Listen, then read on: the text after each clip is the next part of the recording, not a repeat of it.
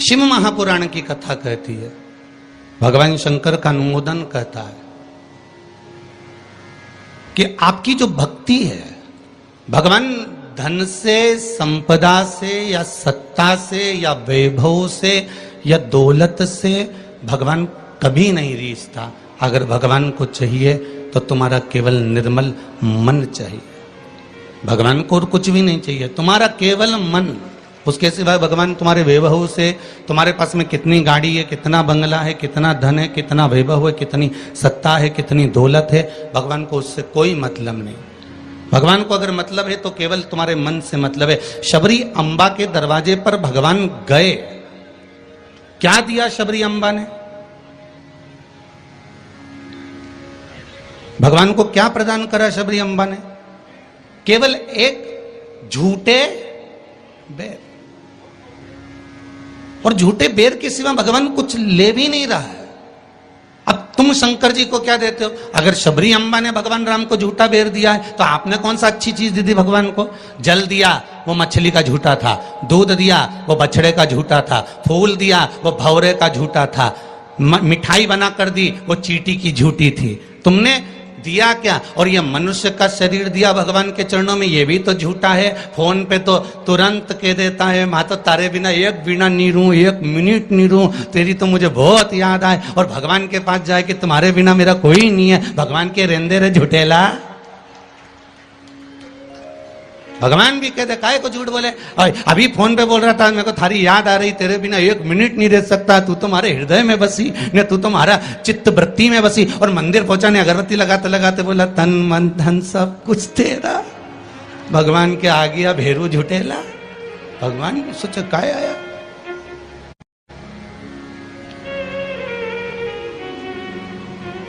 अगर शबरी अम्बा ने झूठा बेर दिया है तो हमने कौन सी अच्छी चीज भगवान को दे दी है? हमने क्या भगवान को अच्छा दे दिया है?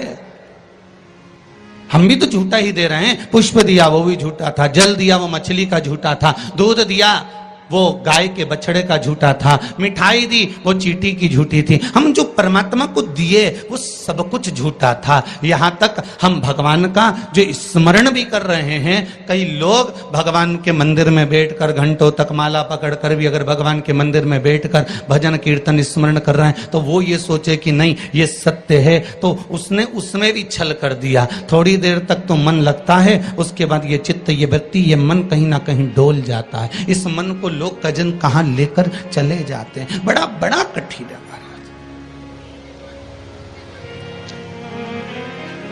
ये बड़ा कठिन।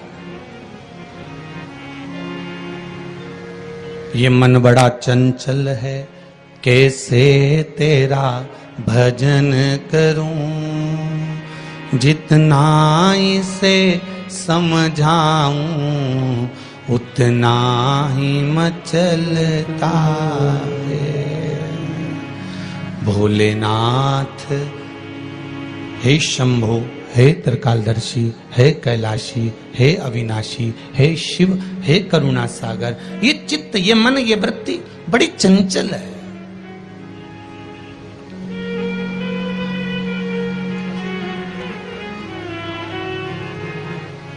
अगर ये मन, ये चित्त, ये वृत्ति थोड़ी भी परमात्मा में लग गई तो जीवन की सार्थकता हो गई।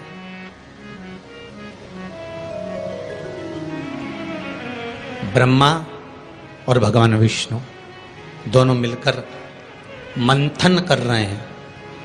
और एक बात बहुत ध्यान से सुनना, शिव महापुराण के इस चरित्र को याद रखना कि ब्रह्मा और भगवान विष्णु ने मंथन किया, और मंथन किया तो शंकर भगवान के शिवलिंग को प्रकट किया।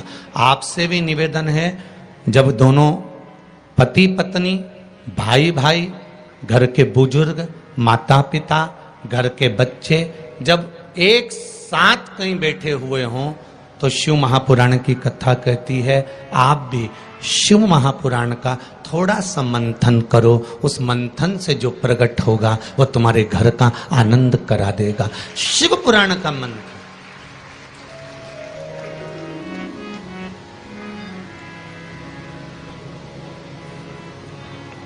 थोड़ी देर अपने माता पिता के पास में जाकर बैठा करो, थोड़ी देर जब घर से जाते हो तो अपने घर में जो मंदिर है, अपने घर में जो देवालय है, अपने घर में जो शिव जी हैं, अपने घर में जो राम जी हैं, अपने घर में जो ठाकुर जी हैं, अपने घर में जो कृष्ण हैं, अपने घर में जो देवता विराजमान हैं, आप उनके पास जाकर बैठकर फिर अपने गंतव्य की ओर अपने कार्य के लिए जाइए। और शाम को जब आओ तो पत्नी और बच्चों से, परिवार से बाद में मिलो।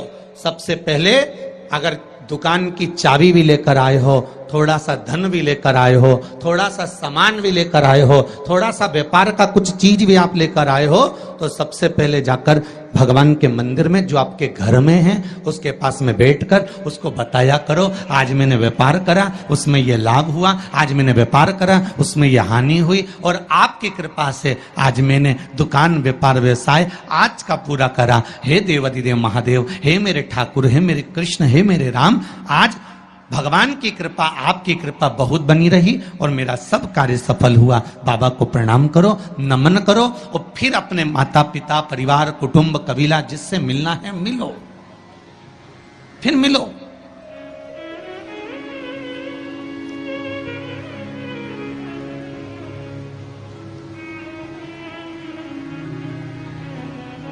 आज किसी ने एक प्रश्न किया था सुबह, गुरुदेव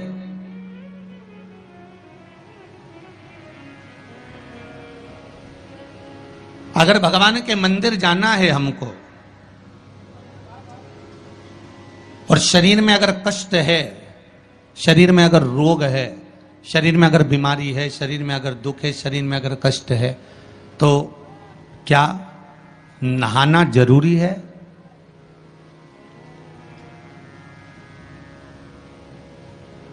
शिव महापुराण की कथा कर रही है, मत नहाओ, स्नान कर लो।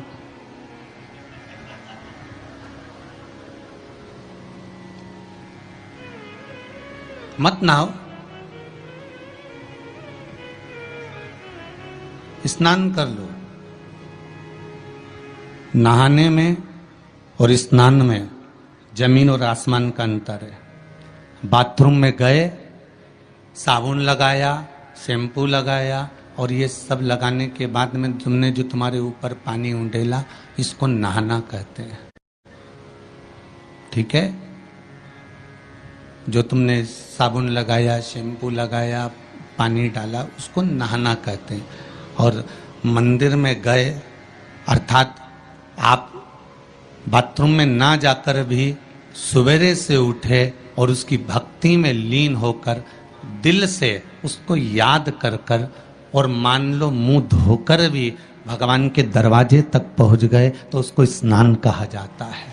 कर लिया ना बहुत।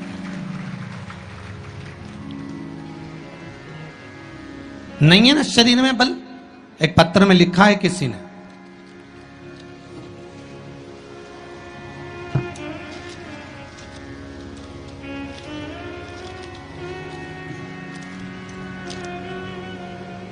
मैं बदनावर धार के पास बालोदा में रहती हूं, मेरा नाम शांति बाई कुमावत है, कहीं बैठी हो तो खड़ी हो जाएं। आप ही हैं? दोनों हाथ हिला दो एक बार। मेरा नाम शांति बाई कुमावत है। गुरुदेव, आज मैं अपने पैरों पर खड़ी हूं और घूम रही हूं, ये शिव की ही कृपा है, शंकर की कृपा है। मैं कैंसर से पीड़ित हूं, बहुत सारे अस्पतालों में मेरा इलाज हुआ है। ऐसा कोई हॉस्पिटल गुजरात का, राजस्थान का और महाराष्ट्र का नहीं जहां पर मेरा इलाज नहीं हुआ। रह रह कर कैंसर उपज रहा था, परेशान हो गई थी गुरुदेव। तब बाबा की कृपा से डॉक्टर ने कह दिया अब तुम्हारे शरीर में और ऑपरेशन का दम नहीं बचा, इसलिए अब तुम भगवान के ही सहारे जियो। और डॉक्टर ने अगले ऑपरेशन करने से मना कर दिया। मैं घर आ गई, शिव महापुराण की कथा सुनी और गुरुदेव अब मैंने भी विचार कर लिया कि ये शरीर मैंने शंकर को दे दिया। और गुरुदेव एक बेलपत्री शिव जी पे चढ़ी हुई अपनी पोती से, बेटों से बुलवाती और उस बेलपत्री को जल के साथ खाना चालू कर दिया। 2 कदम भी नहीं चल पाती थी क्योंकि कैंसर के ऑपरेशन इतने हुए थे। गुरुदेव, आज मैं इस पंडाल में बैठकर कथा सुन रही हूं, ये शिव की ही कृपा है, ये शंकर की करुणा।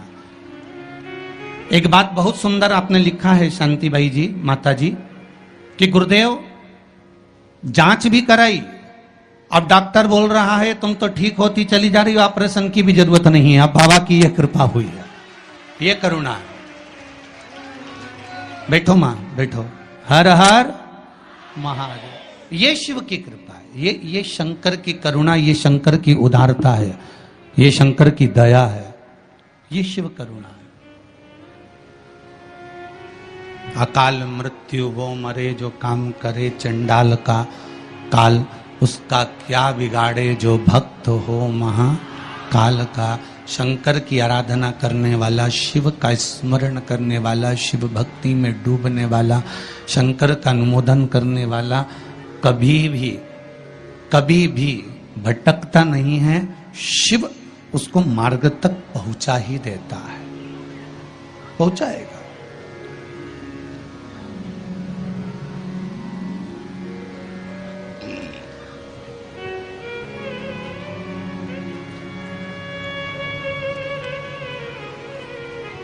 जितना शरीर का वजन है, बहुत ध्यान दीजिएगा जरा। बैसाख शिवरात्रि शिव महापुराण की कथा मिली है आपको सुनने के लिए, और बैसाख शिवरात्रि शिव महापुराण की कथा यदि आप लोग श्रवण कर रहे हैं, चाहे आस्था चैनल के माध्यम से सुन रहे हो, चाहे फेसबुक यूट्यूब के माध्यम से सुन रहे हो, चाहे इस पावन पंडाल में बैठकर सुन रहे हो, अगर श्रवण कर रहे हो तो ध्यान रखना, जितना शरीर का वजन है,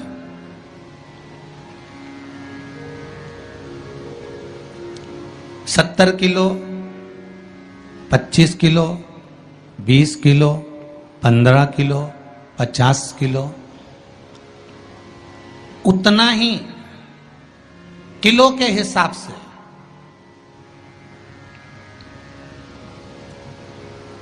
10 किलो है तो ये मन में भाव लगा लेना कि मुझे दिन भर में 10 बार भगवान को धन्यवाद देना है कि तूने ये शरीर दिया, चित्त वृत्ति दी, ये मन दिया, ये बुद्धि दी, ये पूरा जीवन मुझे दिया, ये आपकी कृपा से मिला है, आपको समर्पित है और आप ही को दे रहा हूं। 10 किलो के हो तो 10 बार आप भगवान को धन्यवाद दीजिए, 20 किलो के हो तो 20 बार धन्यवाद दीजिए, 80 किलो के हो तो 80 बार धन्यवाद दीजिए, 90 किलो के हो तो 90 बार धन्यवाद दीजिए कि ये आपकी कृपा से मुझे प्राप्त हुआ है, कोई दूसरा देने वाला नहीं है मुझको, केवल आप दे रहे हो, उसके सिवाय कुछ नहीं मिला।